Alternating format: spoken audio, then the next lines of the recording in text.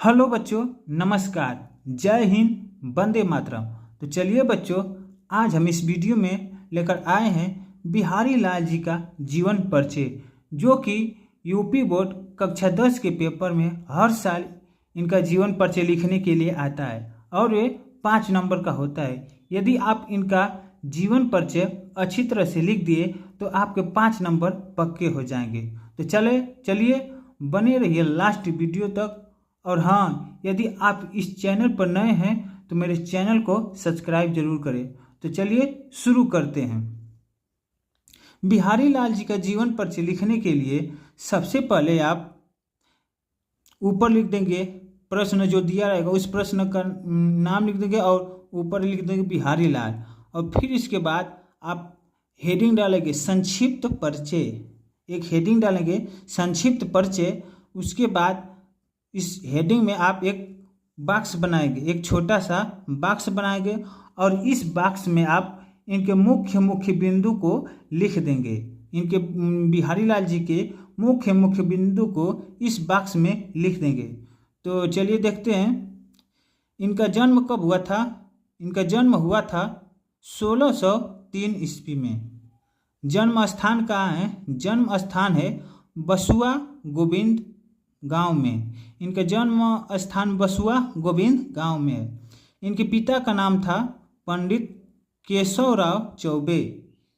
बिहारी लाल जी के पिता का क्या नाम था भैया? पंडित केशवराव चौबे।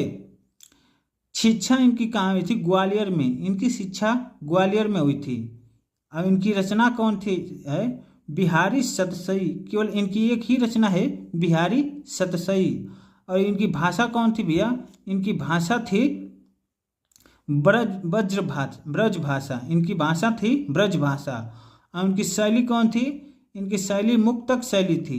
और लास्ट में लिख देंगे इनकी मृत्यु। इनकी मृत्यु कब हुई थी? 1663 ईस्वी में। इनकी मृत्यु कब हुई थी भैया? 1663 ईस्वी में। अब इस संक्षिप्त परिचय में आप इनके मुख्य बिंदु को लिख दिए। अब इसके बाद एक और हेडिंग डालेंगे। इसके बाद एक और हेडिंग डालेंगे आप जीवन परिचय। जीवन परिचय हेडिंग डालने के बाद आप पूरा डिटेल में इनका जीवन परिचय लिख देंगे। तो हेडिंग डालेंगे जीवन परिचय और लिखेंगे रीति सिद्ध कवि बिहारी का जन्म सन 1603 ईस्वी में ग्वालियर में के निकट बसुआ गोविंदपुर नामक गांव में हुआ था। मतलब कि कवि बिहारी का जन्म 1603 ईस्वी में ग्वालियर के निकट बसुआ गोविंदपुर नामक गांव में हुआ था। बिहारी लाल जी मथुरा के चौबे थे। मतलब बिहारी लाल जी मथुरा के चौबे के नाम से प्रसिद्ध थे। इनके पिता का नाम केशवराव चौबे था। मतलब बिहारी जी के पिता का नाम क्या था भैया? केशवराव चौबे। इनके पिता का नाम था केशवराव चौबे। 8 वर्ष की अवस्था में इनके पिता इन्हें अपने साथ ओरछा बुंदेलखंड ले गए। मतलब जब बिहारी जी 8 वर्ष के थे तो इनके पिता अपने साथ इन्हें ओरछा बुंदेलखंड लेकर चले गए। इनके गुरु का नाम आचार्य केशवदास थे। मतलब कि बिहारी जी के गुरु कौन थे भैया? आचार्य केशवदास थे। बिहारी जी के गुरु कौन थे? आचार्य केशवदास थे। बिहारी जी का बचपन ओरछा में बीता। बिहारी जी का बचपन कहाँ बीता भैया? ओरछा में बीता। बिहारी जी का बचपन ओरछा में बीता। जब बिहारी जी जब 8 वर्ष के थे तो इनके पिता इन्हें अपने साथ ओरछा बुंदेलखंड लेकर चले गए। तो वहाँ पर ही इनका बचपन वहीं पर बीत गया। जब ये युवा अवस्था में ये अपनी ससुराल मथुरा जाकर रहने लगे। जब बिहारी जी युवा अवस्था में हुए, जब इनका शादी हो गया तो ये अपने ससुराल में जाकर रहने लगे। किंतु ससुराल में उचित सम्मान न मिलने के कारण ये वहाँ से कनौज के राजा मिर्जा जय सिंह जब इनकी ससुराल में जब रहने लगे तो इनका वहाँ पर उचित सम्मान नहीं मिल रहा था, वहाँ पर इन्हें अच्छी तरह से सम्मान नहीं मिल रहा था, जिसके कारण यह वहाँ के राजा, वहाँ से कनौज के राजा मिर्जा जयसिंह के दरबार में चले गए। जब जब बिहारी लाल जी जब युवा अवस्था हुए, जवान हुए, तो उनका शादी हो गया। शादी होने के बाद वो अपने ससुराल में रहने लगे। ससुराल में जब थे तो वहाँ पर उन ससुराल वाले उनकी अच्छी तरह से सम्मान नहीं करते थे, इसलिए वह परेशान होकर वहाँ से कनौज के राजा मिर्जा जयसिंह के दरबार में चले गए। इस संबंध में निम्नलिखित दोहा प्रचलित है। जब वो मिर्जा जयसिंह के दरबार में गए तो वहाँ पर इसके लिए एक दोहा प्रचलित है। तो वो दोहा कौन सी है, चलिए देख लेते हैं। तो ये दोहा ये है कि जन्म ग्वालियर जानिए खंड बुंदेल बार, तरुणाई आई सुघर मथुरा बसी ससुराल। मतलब जन्म उनका ग्वालियर में हुआ और जब बाल अवस्था में हुए तो वह कहाँ बुंदेलखंड में उनकी बाल अवस्था बीत गई, और जब वो जवान हुए, सुंदरता आई, तो वह अपने ससुराल मथुरा में जाकर बसे थे। इस दोहे का अर्थ ये है।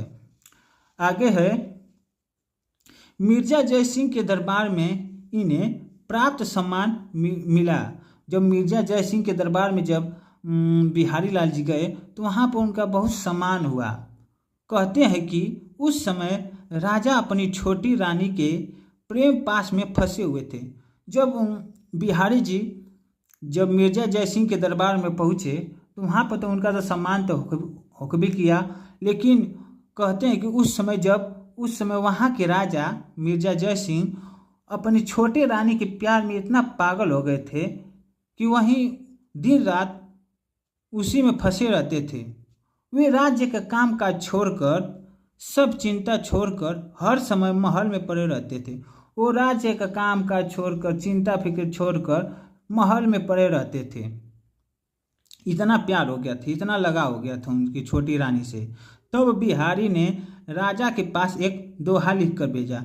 ये सब देखते हुए बिहारी जी ने राजा के पास एक दोहा लिख कर भेजा। तो दोहा कौन है, चले देख लेते हैं।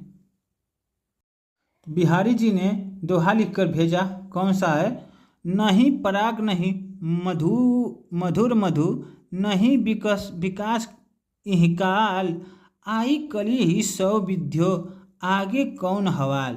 मतलब कि दोहा, नहीं पराग नहीं मधुर मधु, नहीं विकास हुई काल, अली कली ही सौ विद्यो, आगे कौन हवाल।